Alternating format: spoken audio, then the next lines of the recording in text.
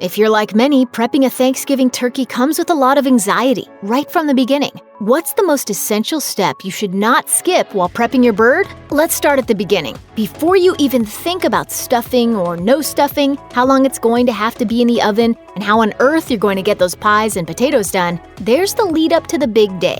If you're like many, you probably pick up a frozen turkey and then stress about getting it unfrozen enough to cook in a timely fashion. Here's where this important step comes in. You could and should add juiciness and flavor to your bird by giving it a pre-roast soak in a brine.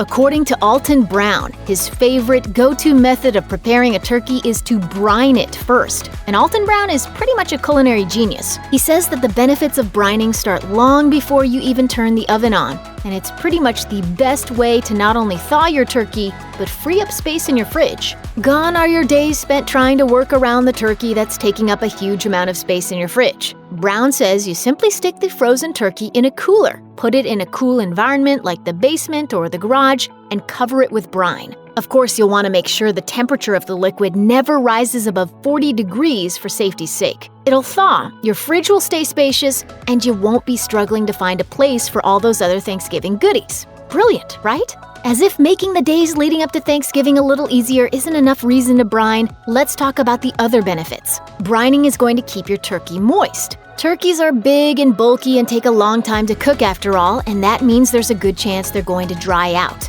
Brine it first, and you'll no longer need to use gravy as a practical way of hiding how dry your bird ended up. A dry bird isn't a reflection of your cooking skills at all. It's just a difficult thing to cook. According to Martha Stewart, it all has to do with the size and composition of the notoriously lean bird. The dark meat is going to take longer to cook, and by the time you've got that up to temp, the breast meat is dry. While soaking it in brine will give it a little extra moisture, there's actually a sweet spot when it comes to brining.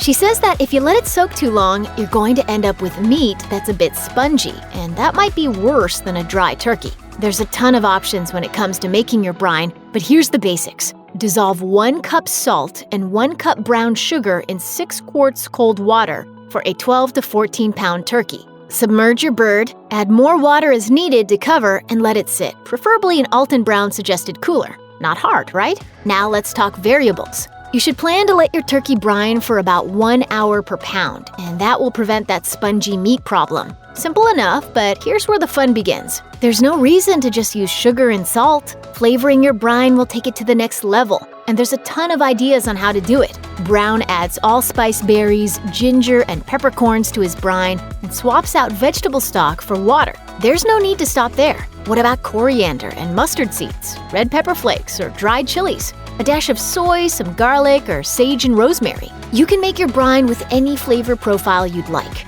Your turkey will surely impress this Thanksgiving, and all it takes is a little creativity. Check out one of our newest videos right here. Plus, even more mashed videos about your favorite foods are coming soon.